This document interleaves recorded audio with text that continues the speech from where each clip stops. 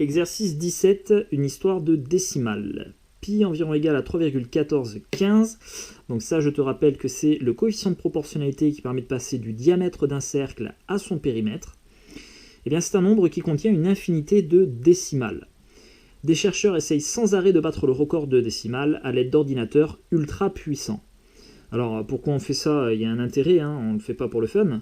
Plus on trouve de décimales et plus les outils numériques sont précis. Les télescopes, entre autres, deviennent plus performants et l'on y voit plus loin dans l'espace et donc plus loin dans le passé, comme on a vu avec l'exercice 15.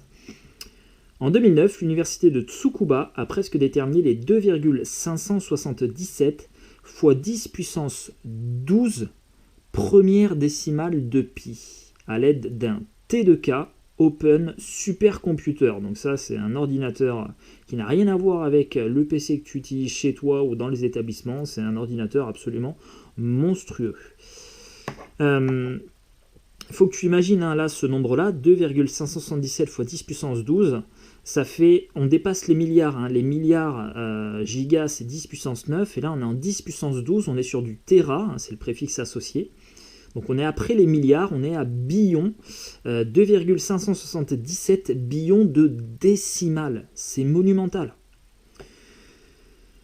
Alors, sachant que l'ordinateur a effectué en moyenne 9,768 fois 10 puissance 6 opérations par décimale. Tu imagines le truc? 10 puissance 6, là on est de l'ordre du million.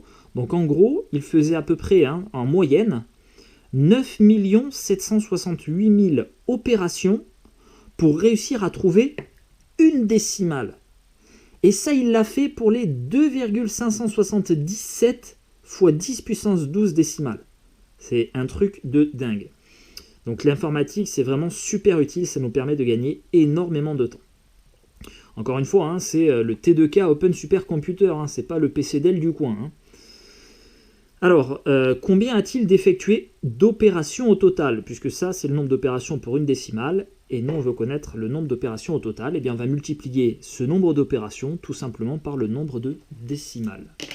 Donc, on aura 9,768 fois 10 puissance 6 multiplié par 2,577 fois 10 à la puissance 12.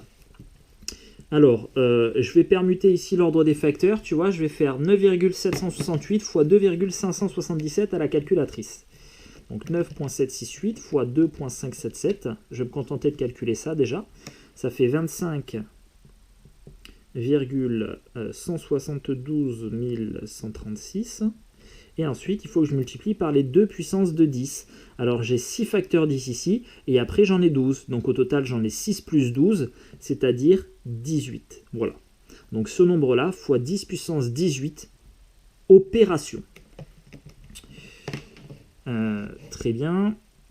Deuxièmement, sachant que le T2K peut effectuer environ 9,5 fois 10 puissance 13 opérations par seconde. C'est monumental. On est sur 95 billions d'opérations par seconde. Et heureusement d'ailleurs qu'il sait en faire autant par seconde, ça lui a permis de mettre pas trop longtemps, je vais dire, à déterminer toutes ces décimales-là. Déterminer le temps en secondes qu'il a mis pour trouver les décimales, et une fois qu'on aura ce temps en secondes, on le convertira en heures et minutes. Alors, il a fait toutes ces opérations-là, et en une seconde, il est arrivé à faire toutes ces opérations. Donc pour retrouver le temps, eh bien, on va diviser le nombre d'opérations totales par le nombre d'opérations par seconde. Donc on va avoir T1, le temps, qui va être égal à 25,172 136 fois 10 à la puissance 18 divisé par le nombre d'opérations par seconde, à savoir 9,5 fois 10 à la puissance 13. Donc ça, c'est le nombre d'opérations par seconde. Du coup, nous aurons un temps en secondes. Et là, on va avoir une valeur approchée, je pense. Donc, je vais me contenter de faire 25, non, après tout, là, je vais faire tout. Allez, hop, je vais tout attraper. 25,172 136 multiplié par 10 puissance 18. hop, je me décale, divisé par, entre parenthèses, 9,5 fois 10 puissance 13. Je ferme la parenthèse. Voilà. Donc ça nous donne, grosso modo, hein, en secondes, on est sur du 264 970 secondes à peu près. Hein. Hop, on va mettre valeur approchée, 264 970 secondes. Alors, pour bien se rendre compte, on va essayer de convertir ce temps-là en heures et en minutes. Alors, du coup, je vais donner l'équivalent dans un premier temps en heures. Donc, pour avoir, il y a 3600 secondes dans une heure. Donc, je vais diviser ce nombre-là par 3600. Ou alors, si tu veux, je vais d'abord le diviser par 60. Ça va me donner le nombre de minutes. Et je le divise à nouveau par 60 pour avoir le nombre d'heures. Donc, grosso modo, ça fait... Ça, c'est équivalent à 73,6 heures. Et 73,6 heures, du coup, ça fait 73 heures pleines plus 0,6 heures. Et c'est ce 0,6 heures qu'on va venir convertir en minutes. Donc 73 heures. Déjà, 73 heures, c'est un peu plus de 3 jours. 3 jours, c'est 72 heures, 24 fois 3.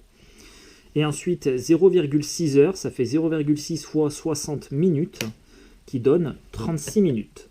Donc 73 heures plus 36 minutes, c'est le temps que ça a pris à l'ordinateur pour trouver toutes ces décimales.